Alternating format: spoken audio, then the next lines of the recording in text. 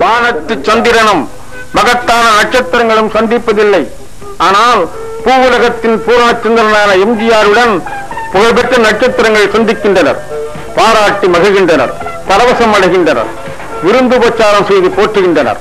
எங்கள் வீட்டு பிள்ளை ஏழைகளின் கோலம், அந்த குணமுள்ள கலை மன்னன், மக்கள் திலகம் எங்கள் எம்ஜிஆர் மன்னன், மக்கள் திலகம் எங்கள் எம்ஜிஆர் அண்ணன்.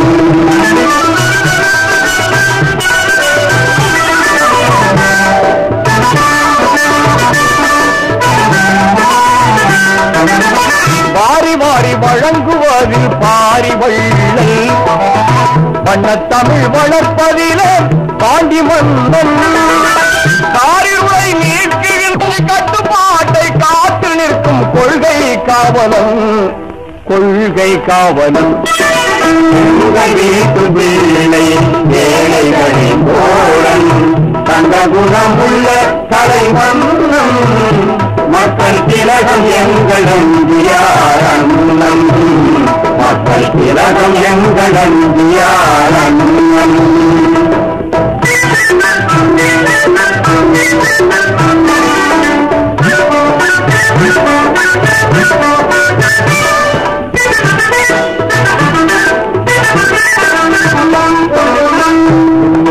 பொன்னை போன்ற நிறத்தை பெற்றவர், மூடி வைக்க தெரியாத கரத்தை பெற்றவர், எண்ணுகின்ற எண்ணத்திலும் அறத்தை பெற்றவர், எல்லோரும் போற்றுகின்ற தரத்தை பெற்றவர், தன்னலம் கருதாத மனத்தை பெற்றவர், திராவிடர் என்னோர் இனத்தை பெற்றவர், உண்மையில் வலுவாத நடத்தை பெற்றவர், ஒவ்வொருவர் உள்ளத்திலும் இடத்தை பெற்றவர், அன்பு கொண்ட அண்ணாவின் தம்பி அல்லவா அவர், அறவழியில் நடக்கும் தங்க கம்பி அல்லவா, தங்க கம்பி அல்லவா.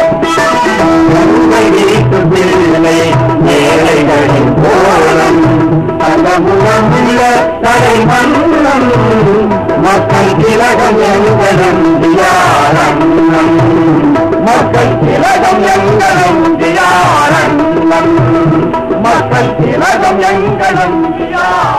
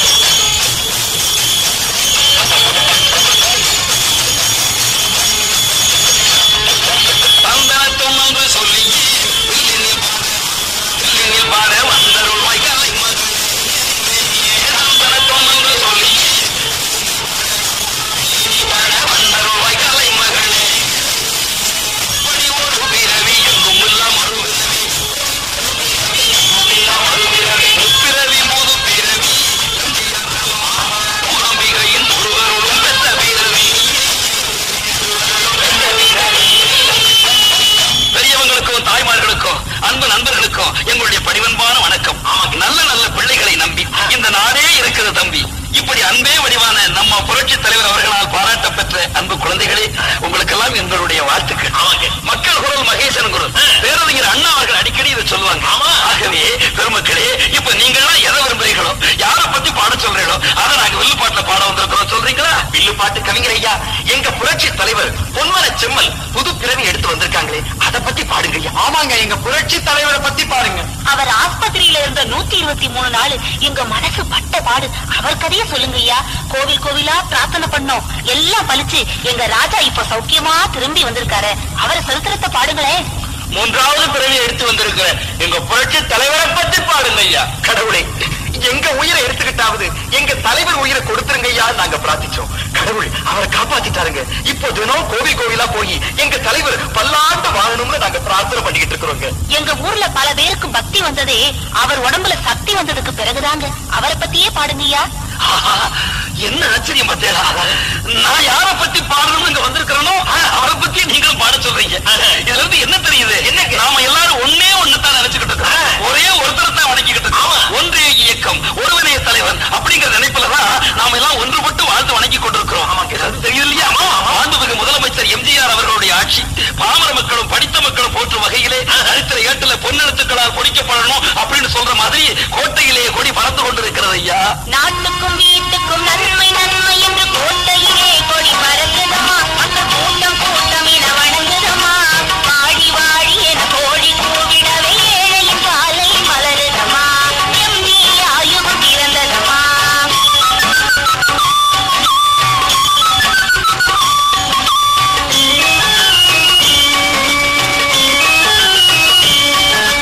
அஞ்சு விரலும் ஒரு உள்ளம் கையிலே ஐக்கியமாகும் அதுபோலே, அஞ்சு விரலும் ஒரு உள்ளம் கையிலே ஐக்கியமாகும் அதுபோலே, 5 கோடியும் ஐக்கியம் அவராலே, வங்க கடல் தனிலே பொங்கி வரும் அலைகள் போதையில் கேட்டது தமிழோசை, அது அண்ணா வாழ்த்திடும் குரலோசை.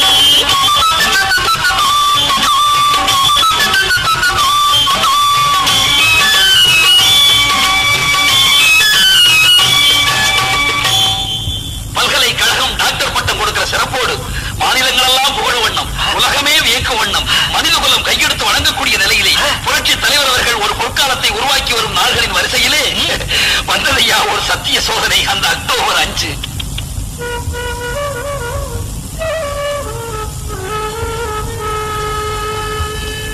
தங்கத்தை உரைத்தேன் பார்ப்பது போலே, தருமத்தை அதருமம் முதல் போல் எங்களின் தலைவர் எம்ஜிஆர் அவர்களின் மங்களமேனியும் மயங்கியதே, மங்களமேனியும் மயங்கியதே, நீட்டிடும் வீணையின் தந்தியிலே புது மின்சாரம் வந்து பாய்ந்தது போல் நாட்டினர் மனதில் முதல்வரின் உடல் நலம் குறைவனும் சேதியும் பாய்ந்ததுவே, நலம் குறைவனும் சேதியும் பாய்ந்ததுவே.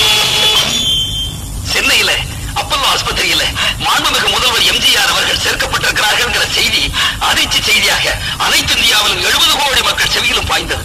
இது நமக்குத்தான் அதிர்ச்சி. ஆனா தலைவர் அவர்களுடைய சரித்திரத்தை பார்த்தா என்ன தெரியுமா? இது கூட அவருக்கு ஒருவேளை சாதாரண நிகழ்ச்சியா இருக்குமோ அப்படின்னு நான் நினைக்கிறேன். மூதறிஞர் ராஜாஜி ஒரு முறை சொன்னார், ஒரு மனிதனால் தாங்க முடியாத துயரங்களை கடவுள் அவனுக்கு தருவதே இல்லை அப்படின்னார். தாகூர் என்ன சொன்னார் தெரியுமோ? என்ன துன்பங்களே உங்களை நான் வரவேற்கிறேன். ஏன் தெரியுமா? நீங்கள் தான் எனக்கு ஆண்டவனையே அறிமுகப்படுத்துகிறீர்கள். தாகூர் சொன்னார்.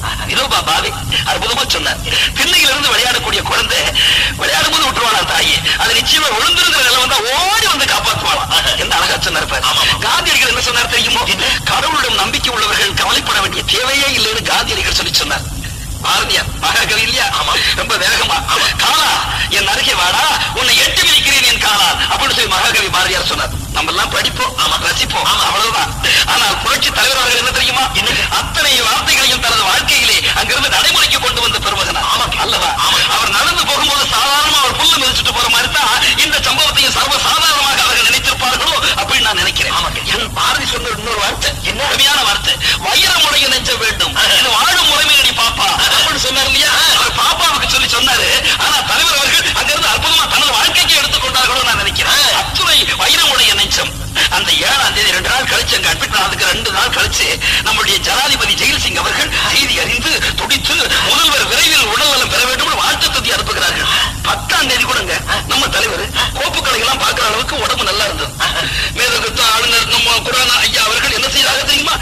ஆசையோட பார்க்க வந்தாங்க. அவங்களுக்கு நல்ல வாழ்த்து செய்திங்கிறது ஒன்று சொல்லிட்டு போறாங்க. அப்ப கூட நம்ம தலைவர் பக்கத்துல வந்து நல்லபடி பேசிக்கிட்டு இருந்தாங்க. ஆனா 12ஆம் தேதி அன்னைக்கு ராத்திரி வலது பக்கம் செயல் இழந்தது. மூளையில் வீக்கமும் காணப்பட்டது. என்னாச்சு பார்த்தீங்களா? ஆனால் நம்மளுடைய தலைவருடைய வாழ்க்கையில தெரியுமோ, கவலைன்னு ஒண்ணு வந்தா என்ன பண்ணுவாரு, அந்த கவலைக்கு ஒரு கவலை கொடுத்துருவாரு. துன்பம்னு ஒண்ணு வந்தா என்ன பண்ணாரு, அந்த துன்பத்துக்கு ஒரு துன்பம் கொடுத்துருவாரு. வெளியனுடைய தலையை பிடித்து அதன் தலையை ஒரு உழுப்பி அதுக்கு ஒரு புது வெளி எழுதி அனுப்பிடுவார் இல்லையா? குழந்தைகளுக்கெல்லாம் சத்துணவு கொடுப்பார், பசி என்றால் துடிப்பார். ஆனா கொடும் காலம் வந்தானே அவனை பட்டினி போட்டு போடா போடா போடான்னு ஆவி சொன்னது போல திரும்ப வரக்கூடியவர் இல்லையா? சோதனை இருக்குது, அவருக்கு அடிக்கடி வரும். அவர் கொம்பை உடைச்சு விட்டுருவாரு. என்னங்க சோதனைன்னு எழுதி பாருங்க. இந்த கடைசியில் இடது பக்கம் ஒரு கொம்பு இருக்குமே, அந்த கொம்பை அடிச்சுட்டா என்ன வரும்? சாதனை. அப்படி சாதனை சரித்திரம் படைக்கக்கூடியவர் இல்லையா? அவருக்கு இப்படி ஒரு சோதனை. அந்த சோதனையை அந்த ஓரத்து கொம்பை அடிச்சு சாதனை ஆக்கிக்கிட்டு இருக்கிறாரு.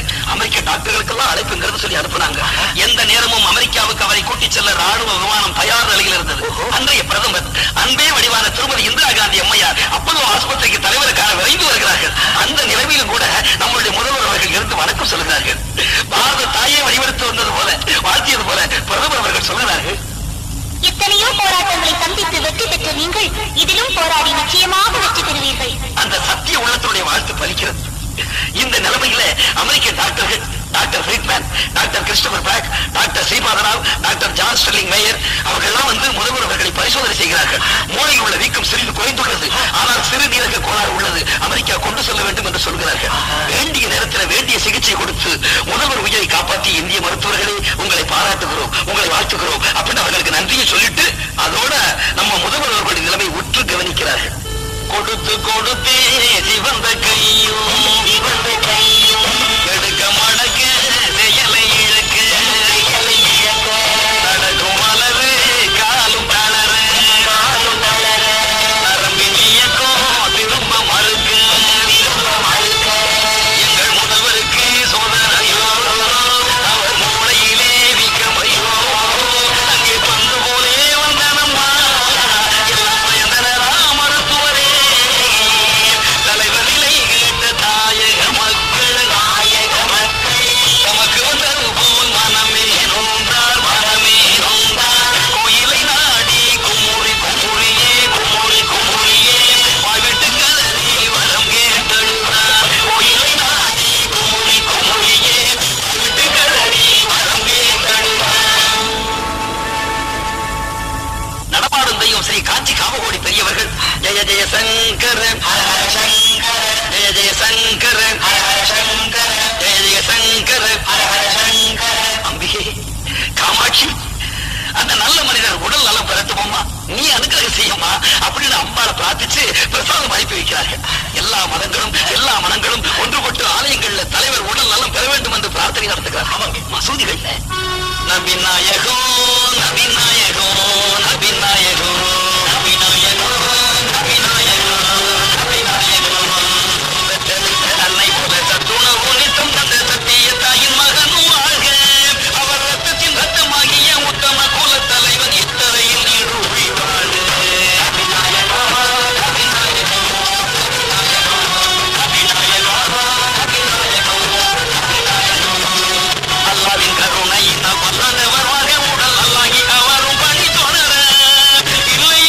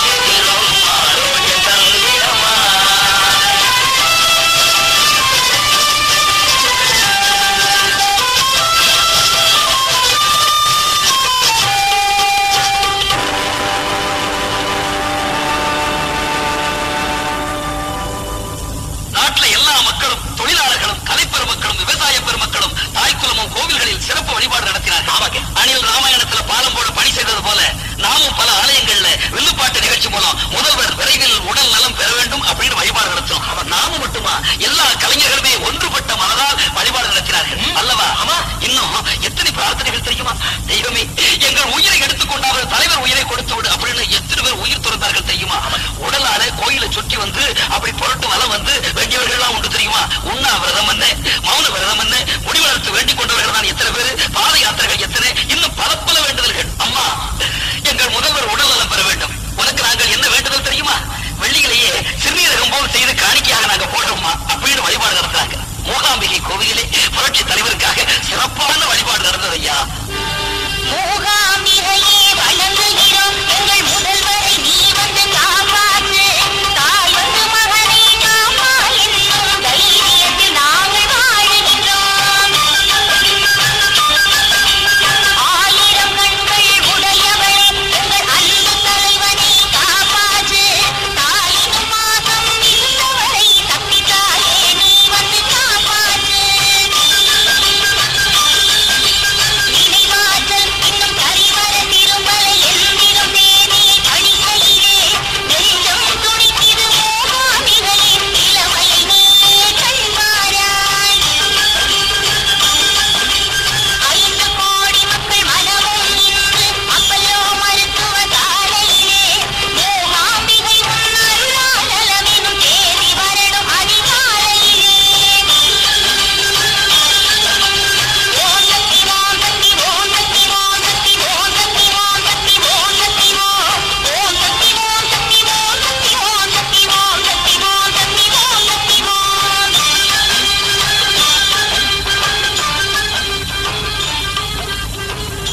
இந்த நிலைமையில ஜப்பான் டாக்டர் கானுவும் நக்கமராவும் வந்து 2 மணி நேரம் பரிசோதனை செய்யறாங்க. என்ன சொல்றாங்க தெரியுமோ? உடல் நிலையில நல்ல முன்னேற்றம் இருக்குது, கட்டினால ஆபத்து இல்ல, ஆனா மூளையோட வீக்கத்தை நீக்க சில நாள் கழித்து அறுவை சிகிச்சை செய்யணும் அப்படின்னு சொல்லிடுறாங்க. இப்ப எனக்கு என்ன ஞாபகம் வந்தது தெரியுமா? எனக்கு பொன்மன செம்மல் அவர்கள் அற்புதமாக ஒரு இலக்கிய பேச்சு முன்பொரு நாள் பேசினார்கள். தன்னுடைய உள்ளுணர்வு தூண்ட உடல் நல மருத்துவம் பற்றி பேசிய கவிதை பேச்சு. அந்த பேச்சு என் காதுல ஒலிக்கும். அப்படியே என்ன சொன்னார்கள் தெரியுமா? கவிதை பேச்சு. அரும்பு புரிந்தால் பூ மணக்கும், இரும்பு புரிந்தால் ஆணையை அடக்கும், கரும்பு புரிந்தால் பாகா இனிக்கும், நரம்பு புரிந்தால் என்னாகும். என்ன கவிதை பேச்சு பத்தியா? அந்த இசை பேச்ச இசையிலே கேளு. அரும்பு முறிந்தால் பூ மணக்கும், இரும்பு முறிந்தால் ஆணையை அடக்கும்.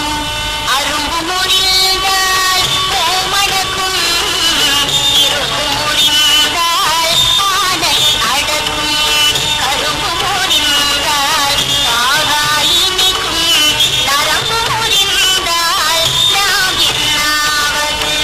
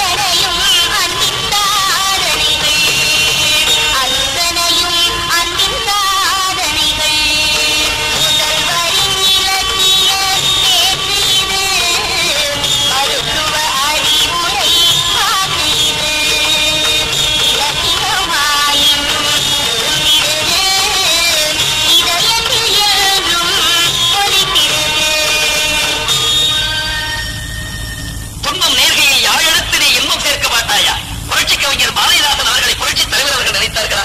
சங்கீத மும்மூர்த்திகள் நாத வடிவத்தில் வந்து நல்லாட்சி தருகிறார்களா?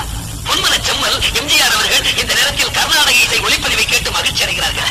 இசையை கேட்டு ரசித்து மகிழும் அளவுக்குத்தான் உடல் நலம் இருந்தது. அவ்வளவு உண்மையாக இருந்தது தவிர மறைந்த பாரத பிரதமர் அன்னை இந்திரா காந்தி அவர்களின் மறைவு செய்தியை சொன்னால் தாங்கக்கூடிய அளவுக்கு உடல் நிலையில் அவ்வளவு வலிமை இப்போது இல்லை. ஆனாலும் தர்மம் காத்தது, தர்மம் தலை காத்து. பெரியவர்கள் சொன்னது என்னைக்குமே பொய்யாவதில்லை. உண்மைதான். தலையில் மூளை வீக்கம் அடியோடு குறைந்தது ஆண்டவர் அருளால். முதல்வர் அவர்கள் எழுந்து நடக்க முயல்கிறார்கள். மீண்டும் சென்னை வந்த ஜப்பான் டாக்டர் கானோ என்ன சொல்றாரு தெரியுமா? மூளையில் ஆபரேஷன் தேவையில்லை, சிறுநீரக சிகிச்சைக்காக அமெரிக்கா கொண்டு செல்லலாம் அப்படின்னு அவர் சொல்லிட்டார். இந்த நிலைமையிலே பாரத தாயின் அன்பு பிள்ளை பிரதமர் திரு ராஜீவ் காந்தி அவர்கள் செய்த பேருதவி இருக்குது.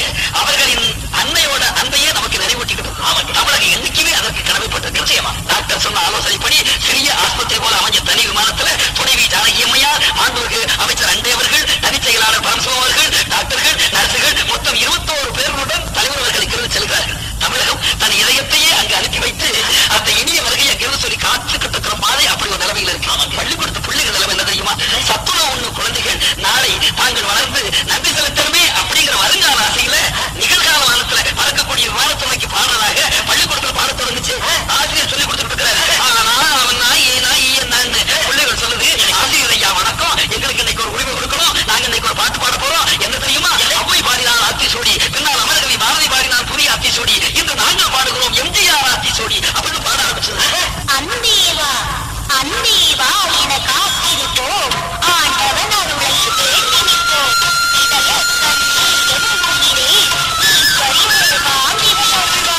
உழைக்கும் கரம் வந்து உழைத்திடுமே, போரும் உலகம் பயந்திடுமே. எங்க வீட்டு பிள்ளை நீங்களோ, ஏழை பங்காள தாங்களோ. ஐக்கியம் நாங்கள் முன்னிடமே, ஒரு தாய் மக்கள் நாங்களோ. ஓயாதுழைக்கும் வரலாறு, ஔடதமே மக்கள் பிரார்த்தனையே. ஆயுத புள்ளி 3 புள்ளி, அதில் ஒரு புள்ளி எம் ஆகும். இன்னும் ஒரு புள்ளி வி ஆகும், மற்றும் ஒரு புள்ளி ஆர் ஆகும். தமிழ் போல் வாழ்க தலைமகனே, தாய்க்குல வாழ்த்து பலித்திடுமே. தமிழ் போல் வாழ்க தலைமகனே, தாய்க்குல வாழ்த்து பலித்திடுமே. நம்ம புரட்சி தலைவருக்கு உடல்நலம் தரும் பெருமையை பெற காத்திருந்த நியூயார்க் புருக்லின் ஆஸ்பத்திரி பரிவோடு அவரை வரவேற்றது. நியூயார்க்ல இருந்து தினம் வரும் செய்திக்காக நாட்டு மக்கள் நெஞ்சமெல்லாம் இங்க துடிச்சுக்கிட்டு இருக்கு. ஆமாங்க. மருத்துவர்கள் பரிசோதனையும், அவர் நடித்த சினிமா படங்களை அவர் வீடியோவில் பார்ப்பதும், தேர்தலில் போட்டியிட அவர் சம்மதம் தெரிவிப்பதும், தானாக நடக்கும் தைரியமும், சக்கர நாற்காலியில் மருத்துவ சாலையை சுற்றி வரும் செய்தியும் மக்களுக்கு இங்கே சற்று ஆறுதலை தருகிறது. ஆமாங்க. அப்பவும் டயாலிசிஸ் சிகிச்சை தொடர வேண்டும் என்ற நிலை. அங்கே இப்படி, இங்கே என்ன தெரியுமா? ஆண்டிப்பட்டியிலே புரட்சி தலைவர் புத்துயிர் பெற பூவெடுத்து போட்டு தெய்வத்தை வணங்கும் கைகளால் தொகுதி மக்கள், தாய்க்குளமும் பெரியோர்களும் தங்களுடைய தலைவரை ஆதரித்து வாக்களிக்கும் அந்த நாளை எதிர்பார்த்து அவர்கள் காத்திருக்கிறார்கள். மூன்றகத்தில் என் மூச்சு இருக்கு, இது தலைவர் பாடினது. ஆமாங்க, உலகமெல்லாம் தெரிஞ்ச பாட்டாச்சு. ஆமா, இப்போ 3 புகைப்படங்களில் தமிழ்நாட்டின் உயிரை இருக்குது அப்படின்னு சொல்ற மாதிரி தலைவர் அவர்கள் அமெரிக்காவிலே உடல்நலம் பெற்று வருவதை காட்டக்கூடிய 3 புகைப்படங்கள் இங்க நம்ம நாட்டில் வெளியிடப்படுது. அதோட படக்காட்சி மக்கள் மன்றத்துக்கு வருகிறது. தேம்பி இருக்கக்கூடிய மக்கள் மனதுல தென்றல் இப்போது கொஞ்சம் உலாவுகிறது. கொடுத்தே புகழ்பெற்ற பொன்மன செம்மலுக்கு சிறுநீரக ஆபரேஷன். இந்த நிலைமையில் வள்ளலுக்கு வழங்கும் வள்ளலாக புரட்சி தலைவரின் அண்ணன் திருமகளார் திருமதி நீலாவதி அம்மையார் அவர்கள் தனது சிறுநீரகத்தை தலைவருக்கு வழங்கும் பாக்கியத்தை பெறுகிறார்கள். தாய்க்குலத்தை தலைவர் அவர்கள் உண்மையாக வணங்கிய புண்ணியத்தால் இன்று தாய்க்குலத்து நீலாவதி அம்மையார் அவர்களாலேயே புரட்சி தலைவர் அவர்கள் புத்துயிர் பெறுகிறார்கள். இந்த நாட்டு மக்கள் எல்லாம் அந்த அம்மையாரை பெண்குல பேரொழி அப்படின்னு சொல்லி பாராட்டுகிறார்கள். ஆபரேஷன் வெற்றி. அதே நேரத்தில் இங்கு தேர்தல் பிரச்சாரங்கள். புரட்சி தலைவர் பொன்மன செம்மல், டாக்டர் எம்ஜிஆர், எங்க பார்த்தாலும் இதே முழக்கம் நாடெல்லாம். புரட்சி தலைவர் அவர்கள் சுட்டி காட்டிய 2 விரல் தமிழ்நாட்டு மக்களின் ஏக குரலாகிறது. தாய்க்குலமே தாய்க்குலமே உங்க ஓட்டு யாருக்கு? உங்க ஓட்டு யாருக்கு? தலையில பாத்துக்கோங்க ரெட்டையில வச்சிருக்கோம், தலையில பாத்துக்கோங்க ரெட்டையில வச்சிருக்கோம். தங்கச்சிய உங்க சிதா யாரு மணி தங்கச்சிய சொல்லிடமா. தலைவாசல் போய் பாரு ரெட்டையில கோலமம்மா, தலைவாசல் போய் பாரு ரெட்டையில கோலமம்மா. காளையரே உங்க ஓட்டு யாருக்கு? உங்க ஓட்டு யாருக்கு? சத்தியமா சத்தியமா ரத்தத்தின் ரத்தத்துக்கு, சத்தியமா சத்தியமா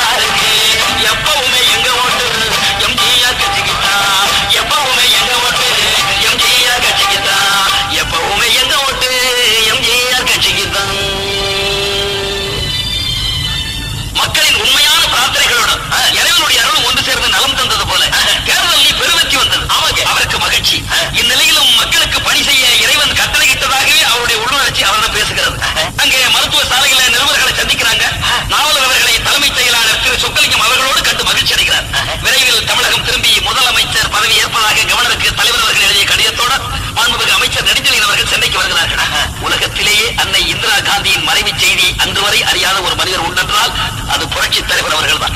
இந்நிலையில் அதுவும் சொல்லப்படுகிறது அவருக்கு கேட்கும் நிலை. மறைந்த பாரத பிரதமர் திருமதி இந்திரா காந்தி அம்மையாரின் இறுதி ஊர்வலத்தை படக்காட்சியில் கண்ட நம் தலைவர் அவர்கள் கண் கலங்கி விட்டார்கள். அந்த நல்லவரின் கண்களில் நன்றி தேங்கி இருக்கிறது. பேரறிஞர் அண்ணா சொன்னாரு, எதையும் தாங்கும் எதையும் ஒண்ணு. அதை நினைத்து நமது தலைவர் அவர்கள் இதையும் தாங்கிக் கொள்கிறார்கள். இங்கே தமிழகத்தில் புரட்சி தலைவர் புத்துயிர் பெற்றதை நினைத்து அதற்கு நல்லபடியாக வரவேற்பு கொடுக்க வேண்டும் சொல்லி தாயக மக்கள் எல்லாம் தயாராக இருக்கிறார்கள். அவர் வரும் நன்னாளை ஆவலோடு எதிர்பார்த்துக் கொண்டிருக்கிறார்கள். தாயை பிரிந்த பிள்ளைகள் தாயை எதிர்பார்த்து எப்படி தலைவாசலில் காத்திருக்கும் எங்க அம்மா உங்களது எப்ப வருவான்னு சொல்லி, அதுபோல எல்லா மக்களும் 5 கோடி மக்கள் உள்ளவும் அவரது வருகையை அந்த பொன்னான நேரத்தை எதிர்பார்த்து அங்கிருந்து காத்துக்கிட்டு இருக்கிறாங்க. ஆமாங்க, அங்கே வழியெடுப்பு விழாலாம் நல்லபடி சிறப்பா நடக்கு நியூயார்க்ல. அங்க உள்ள தமிழ் மக்கள் எல்லாம் வாழ்த்துக்கிறார்கள். நீடூழி வாழ்க பெருமகனே, நீ நீடூழி வாழ்க அப்படின்னு சொல்லி வாழ்த்தி அனுப்புறாங்க. நம்ம தலைவர் சென்ற இடமெல்லாம் செல்வம் வாரி வழங்குவா, நின்ற இடமெல்லாம் நிதியை எழுதி கொடுப்பா. நாம் தங்கி இருந்த அந்த புருக்லின் மருத்துவமனைக்கு கொடுக்க மாட்டாரா? தன்னை பெற்ற அன்னை சத்தியத்தின் வடிவம் அந்த சத்திய அன்னையுடைய பெயரால 3 லட்சம் ரூபாய் மருத்துவமனையிலே அங்க அறக்கட்டளை நிறுவிவிட்டு அங்கிருந்து புறப்படுகிறார்கள். அன்னையின் பெயரால் அன்னைக்கு அன்னை அன்னை அன்னை அம்மாவை நினைச்ச பிள்ளைகள் என்னைக்கு உலகத்துல எப்படி இருக்கும்னு கேட்டா இவர் மாதிரி சரப்பாரு. நிச்சயம் அம்மா இல்லையா, லோகமே அம்மா, லோக நாயகின்னு சொல்லி சொல்லுவோமே, அந்த அன்னையை நினைத்து அங்கு வழங்கிட்டு அங்கிருந்து சொல்லி புறப்படுகிறார்கள். அன்பே வடிவாக்கிய தியாகமே உருவாக்கிய துணைவியாருடனும் நலம் காத்த மருத்துவர்களுடனும் விமானத்திலே தாயகம் புறப்பட்டு வருகிறார்கள் நமது தலைவர் அவர்கள். கோவில் கோவிலா காத்தன சென்றது, கும்பிட்ட கைகளில் வரமும் கிடைத்தது. குடும்பம் குடும்பமா தலைவரை காண கடும்பலி காலையில் காத்திருந்தது. தலைவர் தாயகம் வந்தார், தனது மக்களை கண்டார். தலைவர் தாயகம் வந்தார், தனது மக்களை கண்டார். தாயின் தோளில் குழந்தை இருந்து தலைவர் முகத்தை பார்த்து சிரிக்க, தந்தையோடு வந்த பிள்ளையும் தலைவரை பார்த்து துள்ளி குதிக்க, தலைவரை பார்த்து துள்ளி குதிக்க. தலைவர் தாயகம் வந்தார், தனது மக்களை கண்டார். தலைவர் தாயகம் வந்தார், தனது மக்களை கண்டார். சபாநாயகர் ராஜாராமையும் இளம் செல்வர் மாப்போனியையும் கட்டி அணைத்து ஆனந்த கண்ணீர் கொட்டிடும் பொழுதில் கூட்டம் மகிழ்ந்தது. தலைவர் தாயகம் வந்தார், தனது மக்களை கண்டார். தலைவர் தாயகம் வந்தார், தனது மக்களை கண்டார். அமைச்சர் பெருமக்கள் அனைவரும் வந்து ஆண்டவன் அருளை வணங்கி மகிழ்ந்தார். ஆண்டவன் கூட எங்கோ இருந்து ஆனந்த காட்சியை கண்டு மகிழ்ந்தார். ஆனந்த காட்சியை கண்டு மகிழ்ந்தார். தலைவர் தாயகம் வந்தார், தனது மக்களை கண்டார். தலைவர் தாயகம் வந்தார், தனது மக்களை கண்டார். நம்ம தாயகமே தலைநகர்ல திரண்டு வந்து தங்க தலைவரை வரவேற்று வாழ்த்தி வணங்க காத்திருக்குதுங்க. ஆமாங்க, பிப்ரவரி மாசம் 4ஆம் தேதி தனி விமானத்திலே சென்னை வந்து இறங்குகிறார்கள். காலை கதிரவன் தன்னுடைய பொன் கரணங்களை பொன்மன செம்மலை வாழ்த்தி தூவும் பொன் மலர்களாக தூவி கொண்டிருக்கிறார். ஆமாங்க, கரணங்கள் பட்டதும் மூடுபனி நீங்குச்சு. அதே நேரம் தலைவர் வந்ததும் செல்லுடைய அனைத்து ஐயங்களும் சொல்லி நீங்குச்சு. தர்மத்தின் வாழ்வு தன்னை சூது கவ்வும், தர்மம் மறுபடி வெல்லும். பாரதியார் எப்படி வார்த்தைப்பட்டார பத்தியா? சூது கவ்வும் அவனா முடிச்சுடும் இல்ல. தர்மத்தின் வாழ்வு தன்னை சூது கவ்வும், தர்மம் மறுபடி வெல்லும். அப்படி வென்றது. அப்படி சொன்ன மகாகவி பாரதி எங்கிருந்தோ புரட்சி தலைவர் அவர்களை வாழ்த்திக் கொண்டிருக்கிறார். புரட்சி தலைவர் அவர்களை வரவேற்க தனி வேலையை வந்து காத்திருக்குது. அவர் அதெல்லாம் எதிர்பார்க்கல, அதெல்லாம் நினைக்கலீங்க. வழக்கமா உபயோகிக்கக்கூடிய அந்த பச்சை நிற காரிலேயே அவர்கள் ஏறி வருகிறார்கள். பொன்னான தனது வலது கையை அசைத்து பூரிப்பை தெரிவிக்கிறார்கள். கையெடுத்து வணங்கி கண்களில் நீர் தேங்க நன்றியின் வடிவாக காட்சி தருகிறார்கள். மக்களுக்கு தலைவரை கண்டு மகிழ்ச்சி, தலைவருக்கு மக்களை கண்டு மகிழ்ச்சி. ஆனந்த கண்ணீர், 2 மகிழ்ச்சி கடல்களின் சங்கமம். கட்டிடா ஒரு சமாச்சாரம், எனக்கு அவருக்கு கை வழங்கல, கால் வழங்கல அப்படின்னு சொன்னாங்களே, அவங்களுக்கு இப்ப என்ன செய்யறதுன்னு ஒண்ணு வழங்கல. பொம்மை போல வருவார், கதை முடிஞ்சது அப்படின்னு சொன்னாங்கல்ல. இப்ப தொடங்குற புது கதையை பார்த்துட்டு பொம்மை போல அவங்க நின்னாங்க. பாவம் ரொம்ப மகா பெரியவங்க சில பேர் ஐஸ் பட்டி தயாராமே அவ்வளவுதானாமே அப்படின்னு வளர்ந்தியை கிளப்பி விட்டாங்கல்ல. அவங்க கையும் காலம் தான் இப்ப உறைஞ்ச ஐஸ் கட்சி மாதிரி போய் மனசு உருகிக்கிட்டு இருந்ததுங்க. எல்லாம் இங்க எடுத்து போட்டா சார் அப்படின்னு சொல்லி போட்டோவை பொய்ன்னு சொன்னாங்கல்ல. இப்ப நிஜமான ஆளே இப்ப எதிரில் வந்துங்கிறது. ராமாயணத்துல ராமச்சந்திரமூர்த்தி 14 ஆண்டு சோதனையை வந்து அயோத்தி வந்தது போல பெரியவர்கள் சொல்வார்கள் ராமஜெயம் ராமஜெயம்னு. இன்னைக்குமே பெரியவங்க சொன்னது பலிக்கும் நான் சொல்லியிருக்கிறேன். அந்த சொல் பலித்தது போல 123 நாள் சோதனைகளை கடந்து திருமதி ஜானகி அம்மையாருடன் முதல்வராக சென்றவர்கள் முதல்வராகவே அங்கிருந்து திரும்பி வருகிறார்கள். வருக வருக வாழ்க வாழ்க அப்படின்னு ஆரத்தி சுற்றி வரவேற்கிறது ராமாவரம். நன்றிக்கு வித்தாகும் நல்லொழுக்கம் என்ற குரல் பிறந்த நாடல்லவா? ஆமா, அதனால என்ன நன்றி விழா நடந்துச்சு தெரியுமா? யாருக்கெல்லாம் தெரியுமா? எங்கள் தலைவரை எங்களிடம் பத்திரமாக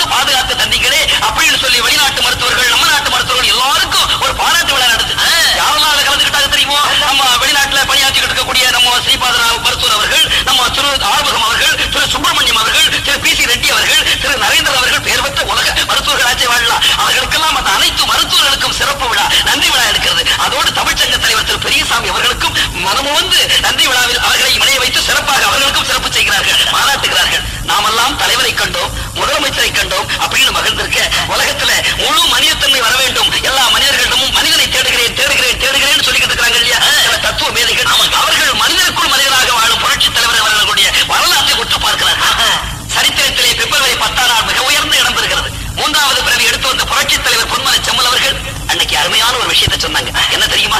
எஞ்சியுள்ள என் வாழ்நாளை மக்கள் நலனுக்காக நான் காணிக்கையாக்குகிறேன்.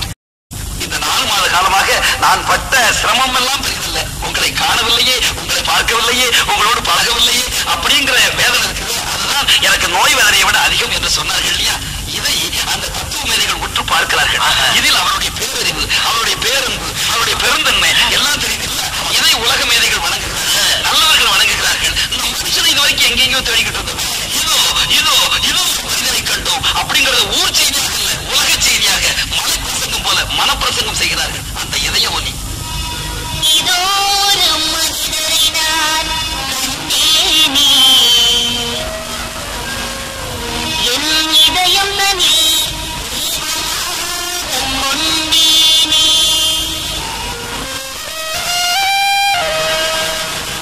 இதோ ஒரு மனிதரை நான் கண்டேன், இதயம் தனில் தெய்வமாக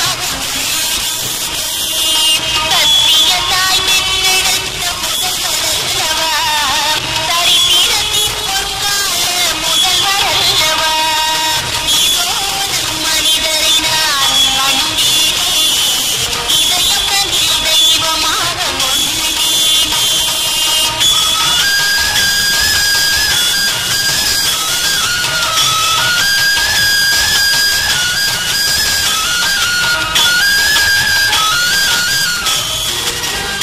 சின்ன பிள்ளைகளின் பசியறியும் அன்னை, அந்த பேரன்பிலே சத்துணவு தந்தை, அண்ணன் பெறாமலே பெற்றிருக்கும் பிள்ளை, நேரில் வராமலே வந்திருக்கும் தெய்வம். மழலை எல்லாம் மதி தீர்ந்து வாழ்த்து சொல்லுது,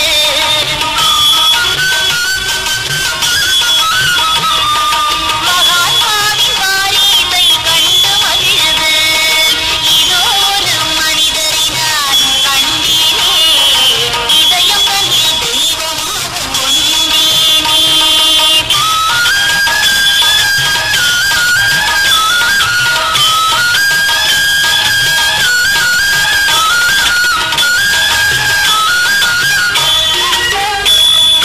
பார்த்தவுடன் புரிந்து கொள்ளும் பண்பு, அது பகைவரையும் தழுவிடுமே அன்பு.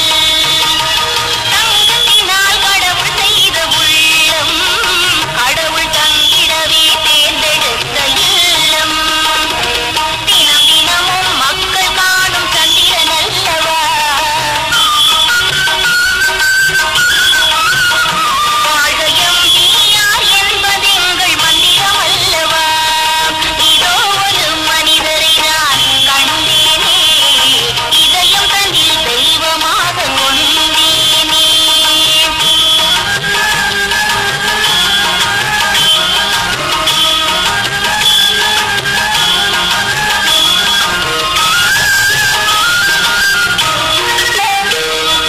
டாக்டர் என்று சொல்லும் 4 எழுத்து, புரட்சி தலைவரையே சேர்ந்த பெருமை அதற்கு.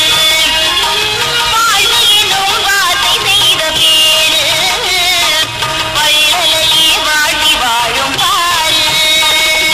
நோபல் பரிசும் இங்கு இவரை தேடி வருகவே,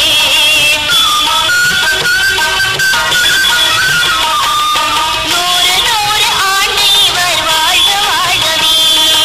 இதோ ஒரு மனிதரை நான் கண்டேனே, இதயம் தனில் தெய்வமாக கொண்டேனே. சத்தியத்தாய் பெற்றெடுத்த முதல்வரல்லவா, சரித்திரத்தின் பொற்கால முதல்வரல்லவா.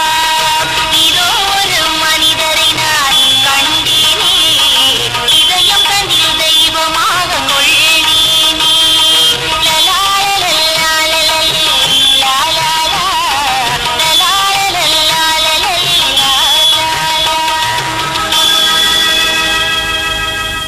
முடிசூடா மன்னன், முப்பிறவி கண்ட முதல்வர் அவர்கள் பிறவியில மட்டும் இல்லைங்க, பதவியிலும் கூட 3வது முறையாக தமிழகத்தின் முதலமைச்சர் ஆகிறார்கள். ஆமாங்க, நம்ம முதலமைச்சர் அவர்கள் வாழ்க்கையில முன்ன இருந்தது மாதிரியே தாங்க இப்போ ஒவ்வொரு செயலிலும் ஒவ்வொரு அம்சத்திலையும் பேரறிஞர் அண்ணா அவர்கள் சொன்ன கடமை, கண்ணியம், கட்டுப்பாடு எல்லாம் இருக்குது. ஆமாங்க ஆமாங்க ஆமாங்க. பதவி பிரமாணம் எடுத்துக்கிறார்களே, அது என்ன தெரியுமா? என்ன? அது அவர்களுடைய கடமை, கடமையாக கருதுகிறார்கள். ஆமா, அங்க கடமை அங்கிருந்து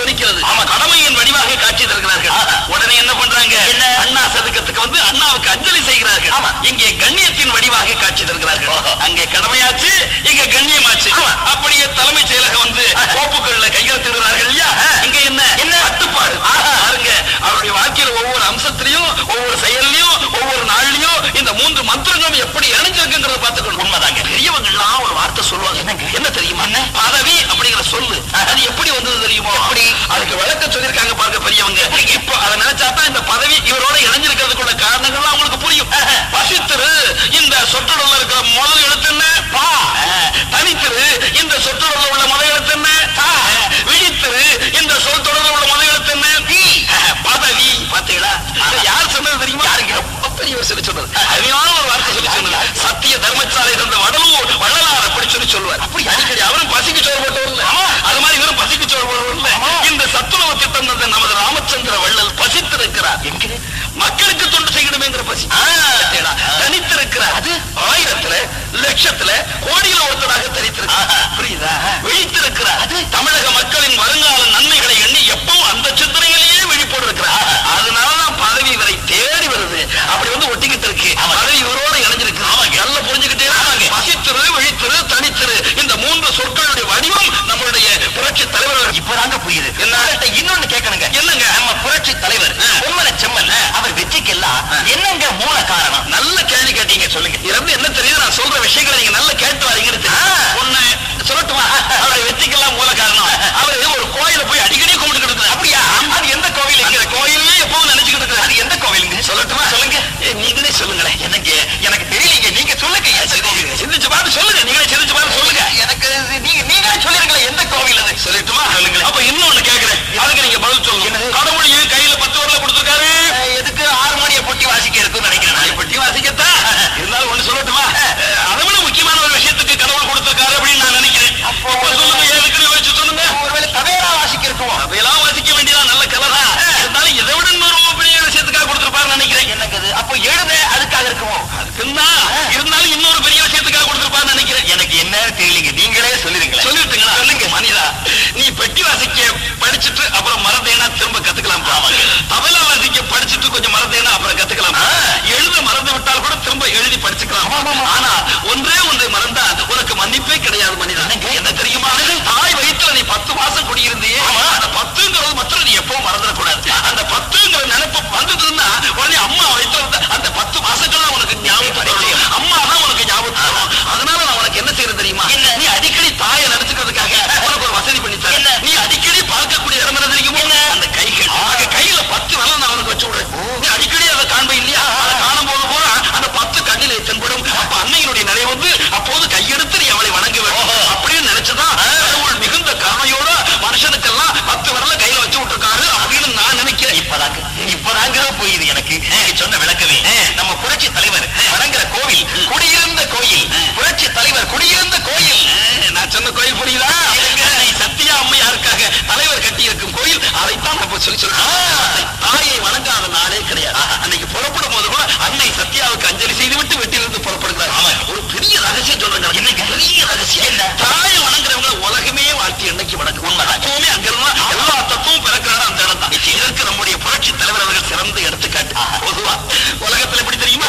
உலகத்துல நீரப்படுத்தா நிபரப்படுத்தா கால கல்லுக்குள்ள தட்டும் போது ஏதாவது இடிச்சு விடும் போது அம்மா கல்லு பட்டுட்டு ஐயோ வைத்து வலிக்க துன்பம் வரும்போதுதான் அன்னையை நினைப்பார் அல்லவா? ஆனால் நமது பொன்மன செம்மல் அவர்கள் எப்படி தெரியுமா? மிகப்பெரிய பதவி இருக்கிறார்கள். 5 கோடி மக்களின் நாயகனாக இருக்கிறாங்க.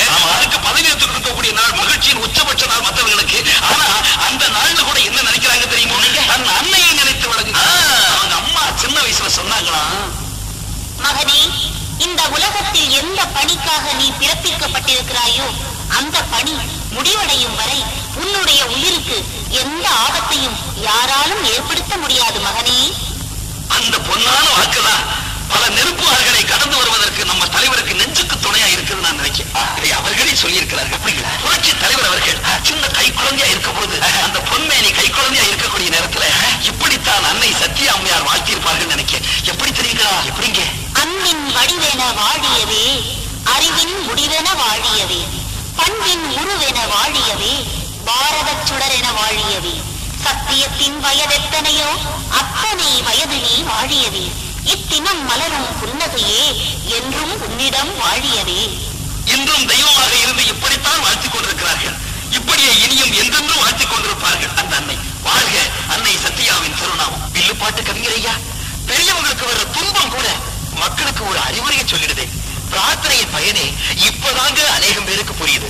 எங்க புரட்சி தலைவரோட கதையை எல்லா இடத்துலயும் சொல்லுங்க ஐயா. ஐயா, எங்க ராசாவோட கதையை நல்லா சொல்லிட்டீங்க ஐயா. எங்க போனாலும் உங்க வில்லுப்பாட்டுல எங்க புரட்சி தலைவர் ஐயா கதையத்தான் சொல்லணும். அதுதான் தாய்க்குலத்தோட வேண்டுகோள். என்னுடைய அன்றாட கடமையே அதுதானம்மா. நான் எங்க போனாலும் அதைத்தானே சொல்லிக்கிட்டேன். அவருடைய கதையை சொன்னா அது எத்தனை தத்துவங்கள் தெரியுமா? இப்ப பாருங்க, இப்ப சொன்னல இதுல எவ்வளவு விஷயம் அடங்கியிருக்கு தெரியுமா? மக்கள் ஒரு தலைவர்கிட்ட எப்படி நடந்துக்கணும்னு சொல்லி தெரியுது. ஒரு நல்ல தலைவர் மக்கள்கிட்ட எப்படி பழகணும்னு சொல்லி தெரியுது. ஒரு அண்ணன் பிள்ளைங்க சித்தப்பா கிட்ட எப்படி பழகிக்கணும் அப்படின்னு சொல்லி தெரியுது. ஒரு உத்தமமான மனைவி, வள்ளுவருக்கு வாசுகி போல அமைந்த அந்த உத்தமமான மனைவி தன்னுடைய கணவருக்கு எப்படி தொண்டு செய்யணும்னு சொல்லி தெரியுது. மருத்துவர்களுடைய பொறுப்பு என்னன்னு சொல்லி வழங்குது. அதிகாரிகளுடைய பொறுப்பு என்னன்னு சொல்லி தெரியுது. ஒழுக்கமாக ஒவ்வொருவரும் வாழ வேண்டிய அவசியம் வந்து தெரியுது. நிச்சயம் எல்லாத்துக்கும் சிகரமாக தெய்வத்தை நம்பிக்கையா பிரார்த்திக்கிறது எவ்வளவு பயனுள்ளது அப்படின்னு தெரியுது இல்லையா? அவங்க புரட்சி தலைவர் அவர்கள் வந்து இறங்கியதும் வலது கையை அசைத்து மகிழ்வை தெரிவித்தார்களே, அந்த 5 விரல்ல 5 கோடி தமிழர்களின் நன்மையே அடங்கியிருக்கு நினைக்கிறேன். அதில் காந்தியம் குடியிருக்கிறது அல்லவா? அண்ணாவுடைய கொள்கைகள் குடியிருக்கிறது, சத்தியம் அதுக்குள்ள குடியிருக்கிறது. ஆகவே அவர்கள் வாழ்க அப்படின்னு சொல்லி சொன்னா எல்லாம் நல்ல தன்மைகள் இந்த நாட்டிலே வாழும். பொன்மன செம்மல் வாழ்க, வாழ்க வாழ்க, எம்ஜிஆர் வாழ்க வாழ்க, வாழ்க வாழ்க, வாழியவே பல்லாண்டு காலம் புலவர் எம்ஜிஆர் பல்லாண்டு வாழியவே. 5 கோடி தமிழர் சார்பில் நன்றி கூறி வாழ்த்துகின்றோம். வாழ வாழ வாழ வாழவே.